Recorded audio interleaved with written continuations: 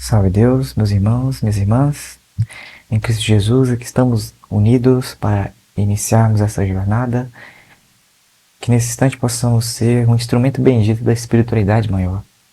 Nesse momento, vamos entrar em uma jornada, meus irmãos, das entrelinhas, das pequenas histórias que foram trazidas pela nossa mãe, que foram estruturadas pelo grandioso Mário Sassi, Mestre Tumushi, Cristo Jesus. Nesta jornada, nós iremos fazer o possível para obter, para extrair as informações que estão contidas nas entrelinhas. Meus irmãos e irmãs, magos do Evangelho de Nosso Senhor Jesus Cristo, jaguares deste milênio, este período é um período onde temos que nos preparar, nos fortalecer para a nossa missão. E onde estão, meus irmãos, as armadilhas? Podemos observar que nas eras anteriores, as armadilhas elas estavam contidas nos desencarnes, na agressividade, na fúria de nossas encarnações, de nossas heranças. E cada uma dessas estruturas, dessas encarnações, nós utilizamos de mecanismos, utilizamos de uma estrutura para causar a dor, as lamentações. Na maioria de nossas encarnações, o que predominava era o domínio das terras, domínio de poder, domínio do ouro e da prata. Sucessivas ondas sanguinárias foram se espalhando neste planeta de acordo com as nossas encarnações. Mas hoje estamos em uma nova era, estamos com os pés no terceiro milênio, remontamos eras, estamos, meus irmãos, remontando as nossas eras. E o que seria, enfim, remontar essas eras? É trazer a herança de cada uma de nossas encarnações no momento em que estendemos as nossas mãos na altura dos ombros, diante da pira, e fazemos a nossa preparação. Nesse instante, nós buscamos a energia, buscamos a força de nossa herança. E é somente o jaguar que tem essas heranças, essas encarnações em povoados diferentes, em continentes diferentes neste planeta. Então, meus irmãos, ao prepararmos, nós registramos a nossa presença nos planos espirituais, mas não a nossa presença física, mas sim a nossa presença espiritual, a nossa presença como missionários, onde o que prevalece é a nossa alma, onde o que prevalece é os nomes que nós chamamos de doutrinadores, aparás, mestres, ninfas, sacerdotes, sacerdotisas. E então, a partir daquele instante em que fazemos nossa preparação, um grandioso ministro chamado Tapir, o dirigente da corrente mestra, começa a formar esta energia. Começa a distribuir esta energia de acordo com a herança, de acordo com a bagagem espiritual daquele que ele faz a sua preparação. Naquele momento, um grande arsenal espiritual está à disposição da espiritualidade. O médium, então, se desloca para as realizações dos trabalhos e está na sintonia de suas heranças. Outrora, ele utilizava dessas energias específicas dos povos antigos para objetivos físicos, objetivos para satisfazer a si mesmo, para o domínio de massas, para o domínio da coletividade, para as destruições, para o desfazimento de famílias, de povos, aldeias e assim sucessivamente. Como eu disse, nós remontamos as nossas eras. Remontamos eras porque outrora utilizamos dessas energias negativas de forma negativa. E hoje, essas mesmas heranças são remontadas dentro de um sistema cabalístico, dentro da precisão e da perfeição dos estilos iniciáticos. E então, remontamos eras. Se outrora utilizamos essas energias, utilizamos os nossos plexos para o bel prazer, hoje nós remontamos as eras a partir do momento em que reutilizamos as nossas heranças para a cura desobsessiva. Sim, meus irmãos, utilizamos. E nessa estrutura, nós passamos a erguer uma nova bandeira. A bandeira do amor incondicional. A bandeira viva de nossa Mãe Água Quataí 108, que sim, está viva nos corações daqueles que seguem dois princípios principais, a conduta doutrinária e também a conduta moral. Porque da conduta moral se faz uma conduta espiritual para adequar um padrão vibracional coerente, um padrão cada vez mais elevado. Porém, com as nossas falhas, com os nossos defeitos, mesmo assim, estamos firmes, resilientes em nossas missões. Meus irmãos, minhas irmãs, neste período que se inicia, neste ciclo que se inicia de 2026, temos as nossas metas físicas, as nossas metas materiais, os alcances que queremos buscar. Mas aí vem um ponto de interrogação que temos que deixar em nossas mentes e refletir. E as nossas metas espirituais? Formamos nossas metas espirituais? Criamos os nossos objetivos espirituais? Nossa mãe sempre deixou de forma nítida e clara que existem condições mediúnicas que estão a aflorar em nosso ser, em nosso microcosmo, este corpo, este poder, esta força, esta usina. Então, nossa mãe vem e esclarece que existem condições mediúnicas a se desenvolver. E então, meus irmãos, cabe a nós tirarmos nossos momentos de estudo, separar os nossos caderninhos, nossos lápis, canetas, anotar o que é importante, o que não é coerente, agregar aquilo que é importante para nós e assim imbuir, envolver a nossa alma de novas referências, Porque a cada instante em que estamos nos conduzindo em nossa jornada, em nosso dia a dia, não podemos esquecer que a nossa alma está sendo programada. A nossa alma se programa a cada influência dos nossos 5 sentidos. E então, qual o tipo de cultura que a minha alma se adequa? Ela está em ciclos e ciclos na velha estrada? Em pleno terceiro milênio, ela ainda permanece em conceitos, em filosofias, em formações de pensamento políticos que estão em vibrações, padrões vibracionais mais baixos? É isso que temos que refletir. Nossa mãe sempre esclareceu que o jaguar ele é apolítico. Ele não se envolve diretamente com a política. Se ele for fazer os seus votos, ele vai em silêncio e volta em silêncio, cumpre as suas práticas como cidadão.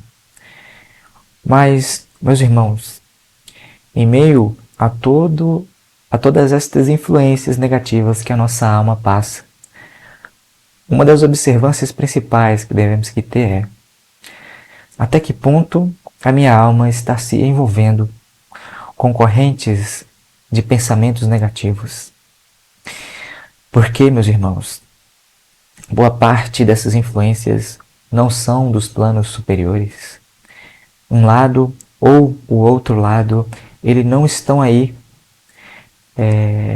com a sua vertente espiritual. Muitas das coisas são metas kármicas que precisam, assim, de serem cumpridas. Nós temos que observar o quanto nós estamos envolvendo a nossa alma com aquilo que nós estamos ouvindo, com aquilo que nós estamos assistindo. Porque, meus irmãos, nós estaríamos, portanto, usufruindo novamente da velha estrada,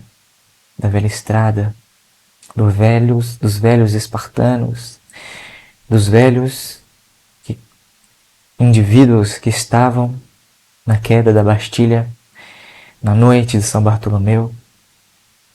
Porém, as nossas práticas, elas se tornaram cada vez mais sutis.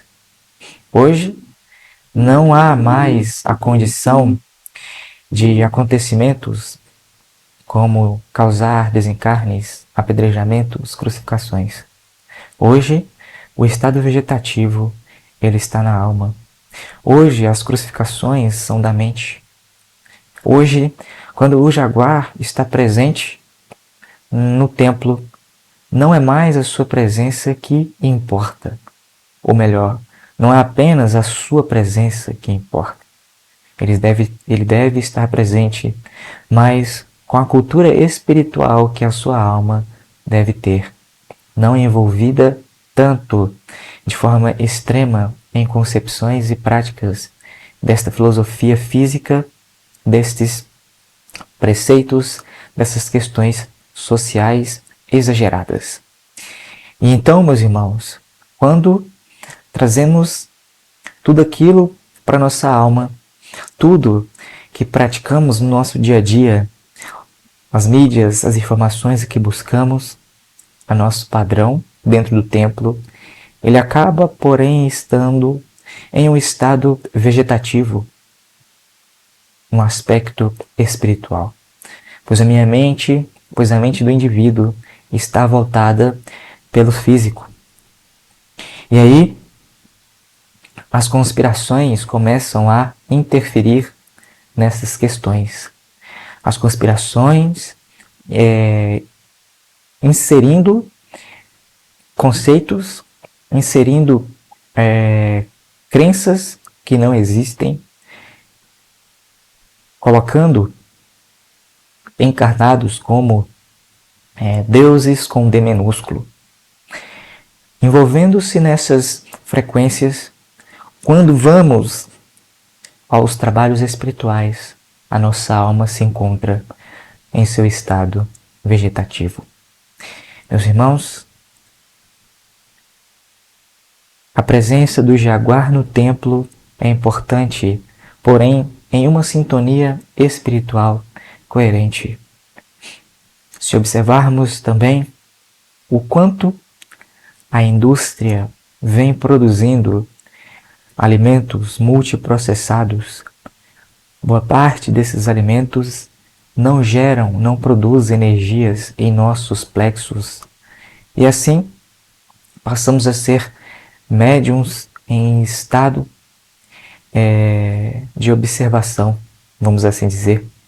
Pois quando entramos no templo, quase não produzimos uma quantidade de magneto específica. Então, o objetivo dos vales negros da incompreensão não é causar desencarnes, mas sim fazer com que os missionários, os sacerdotes, as sacerdotisas se tornem seres em estado vegetativo, em sua alma adormecida, ou seja, sua alma em estado adormecido. Então, como eu havia falando, existem, portanto, as almas que estão em estado vegetativo, porque os vales negros, as universidades do astral inferior, elas estão constantemente investindo nestes alimentos multiprocessados, onde não dá para extrair a energia necessária para a formação do magnético em nossos plexos. Então, meus irmãos, passamos a ser médiuns presentes no templo em condições cada vez mais de desequilíbrio ou, como eu tinha dito, em um estágio vegetativo. É necessário observarmos as nossas práticas, nossa sintonia, porque chegar ao templo não anula tudo aquilo que fazemos ou deixamos de fazer no nosso dia a dia. Salve Deus! Vamos então, meus irmãos, buscar aquilo que é possível buscar nas entrelinhas dessa história. A história de Manuel Truncado. O fascículo 1, deixado pela nossa mãe, foi deixada alguns áudios que trazem essa história. E então nós temos esta leitura para fazermos. A todos os instantes eu irei parar na leitura, naquilo que é importante para trazermos para as nossas mentes, para nossas vidas, para o nosso cotidiano. Meus irmãos, o que é importante para cada um de nós é anotarmos. Vamos ter nossa cadernetinha, nosso papel, lápis, caneta, tirar esse momento, meus irmãos, para ouvir o que a espiritualidade nos deixou. Aqui estou apenas como um interlocutor daquilo que a espiritualidade já deixou. Então, meus irmãos, a partir do momento, depois de assistirmos essas aulas, essas pequenas mensagens, vamos tirar um momento para nos harmonizarmos, refletir, porque se sairmos daqui, desta aula, e chegarmos a outras práticas, estar envolvido nas mídias sociais, em outras notícias, nós não vamos conseguir absorver quase nada. É necessário parar um pouco para refletir, meus irmãos. Salve Deus! Conto com a vibração de todos que estão assistindo esta aula, para que possamos assim trilhar um caminho preciso nesta jornada espiritual. Vamos então ao início. A história de Manuel Truncado. Meus irmãos, o que é importante, a duração dessas aulas terá uma duração de 30 minutos cada aula. Acompanhe, veja, reveja, reflita o que mais pode ser trazido. O que é importante também, meus irmãos, é que eu não estou aqui para trazer a verdade. Eu estou apenas aqui para fazer com que nós refletimos, fazer com que nós tenhamos o nosso momento dentro da doutrina do amanhecer, que na verdade também soma este pequeno templo que somos nós. Este pequeno templo que somos nós. Para fortalecer nossas missões, para dar precisão nas práticas, na sintonia, na doutrina do amanhecer, para criarmos as nossas raízes na doutrina do amanhecer, para chegarmos ao templo e poder aproveitar cada instante, cada momento, usufruir de tudo aquilo que a nossa mãe trouxe com tanta precisão, com tanto sofrimento. Que belo, meus irmãos, é esta doutrina, as cores, os símbolos, as chaves, os cantos, as falas, as realizações, os trabalhos, as movimentações espirituais. Cada trabalho em seu objetivo, cada mestre, cada ninfa em suas realizações acaba sendo crucial nestas realizações. E o quanto é bonita esta doutrina, podemos falar aqui muitas e muitas vezes, muitas coisas, as indumentárias, o respeito, o cuidado que cada ninfa tem em cuidar, em zelar de suas indumentárias, de se cuidar para que esteja bem sintonizado nas realizações dos trabalhos, ao mestre que se mediuniza, que estuda as chaves, as leis, que procura falar com precisão, seguir os pontos, as vírgulas de suas emissões, de seus cantos, para que possam quebrar este neutrão e invocar as forças necessárias para a realização de um trabalho, dos objetivos espirituais que foram confiados pelo Sumiroma de Deus, nosso Pai. Vamos então iniciar esta jornada, meus irmãos. Há uns 10 anos atrás, viviam em uma cidade de Goiás, bem próxima da capital do estado, um cidadão chamado Manuel Truncado. Ele era casado com uma mulher pacata e jovem chamada Maria. O casal tinha 3 filhos, José, o caçula, Marília e Josefa, 2 mocinhas. Manuel Truncado estava com mais de 40 anos e havia lutado muito para sobreviver com sua família. Meus irmãos, nesta introdução a gente consegue ver um ponto interessante. São as jornadas, são as encarnações. E aqui, meus irmãos, nós viemos a este planeta, temos as nossas encarnações, e nessas encarnações nós formamos famílias. Um pai, ele se responsabiliza espiritualmente por aquele encarnado que receberá a sua condição sanguínea, o seu DNA, a sua genética. Assim também como a própria mãe. Então, meus irmãos, esta família é uma família tradicional. O que podemos observar é que inicialmente é uma família tradicional. Manuel Truncado aparentava, como diz aí, ser mais velho do que a sua própria esposa. E então, eles tiveram esses 3 filhos. Em nossa jornada espiritual, nada é por acaso. Esses reencontros dentro de nossa própria família é onde está a nossa própria evolução.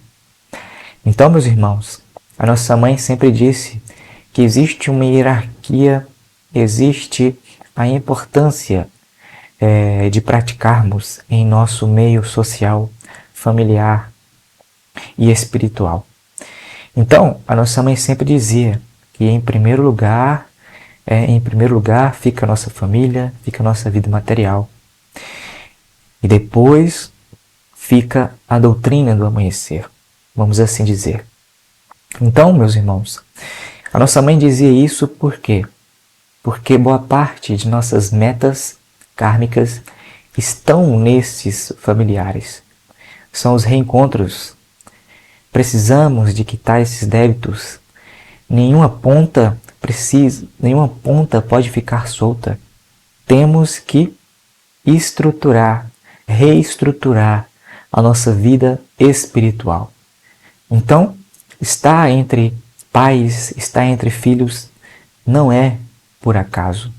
Faz parte, sim, de uma estrutura espiritual voltada para a evolução, a convivência no dia a dia, passar dificuldades juntos uns com os outros, compartilhar de dores, de alegrias, de sofrimentos. Conviver com personalidades é importante para a evolução do nosso espírito. Então, temos que ter essa condição de evoluir nossas mentes, de entender que as nossas mentes elas começam a evoluir quando somos influenciados pelas dores e pelos sofrimentos. E quando isso ocorre com os nossos familiares, isso acaba, portanto, sendo importante para a nossa evolução.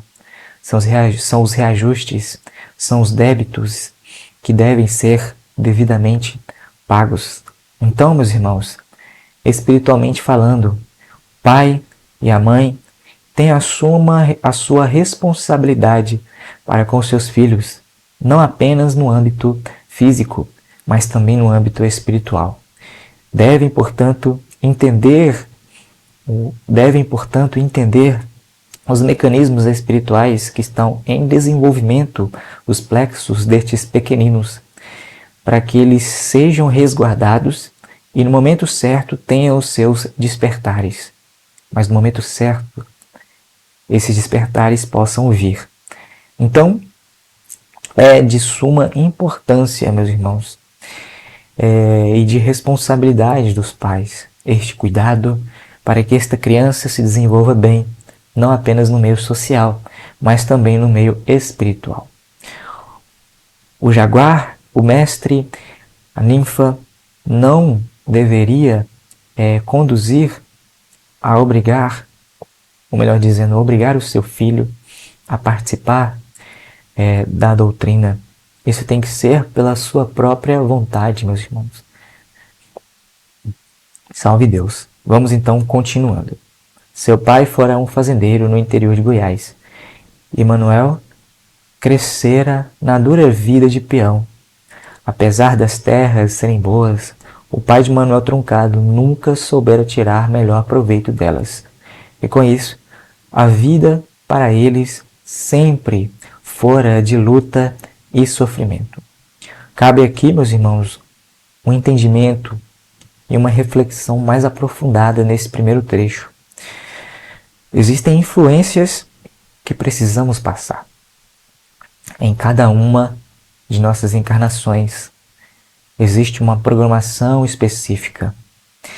Se eu tiver que vir no meu próprio lar, tiver que ter as influências que eu tenho com os meus amigos, com os meus colegas, com o meu cotidiano, o meu trabalho, tudo isso faz parte de uma programação kármica. Tudo isso faz parte de uma condição que, através dessas práticas, nas nossas vidas, no nosso cotidiano, neste físico, a nossa alma começa a agregar novos entendimentos. Assim, passaremos de dores em dores, estimulando áreas da nossa alma que ainda não estava desperta. Cabe a nós esta linha de raciocínio de entender que boa parte de nossos trieiros terrestres, eles servem para estimular a nossa alma em dores dosadas que a espiritualidade programa, ou melhor dizendo, as leis kármicas programam, para que a gente então comece a receber novas influências e assim a nossa alma comece a aprender cada vez mais e estar em uma sintonia cada vez mais precisa. Meus irmãos, como eu tinha dito, para que esta aula não fique muito maçante ou cansativa, para que a gente possa parar, refletir, entender um pouco mais, nós encerraremos esta primeira etapa por aqui e logo após iniciaremos outro vídeo. Acompanhe esse outro vídeo. Agradeço a todos pela sintonia, por estarem presentes nesta realização. O Divino Mestre Jesus possa iluminar os vossos caminhos espirituais e físicos, para que possam assim concluir as suas metas kármicas e suas juras transcendentais. Salve Deus, meus irmãos. Boa noite a todos. Boa sorte a todos.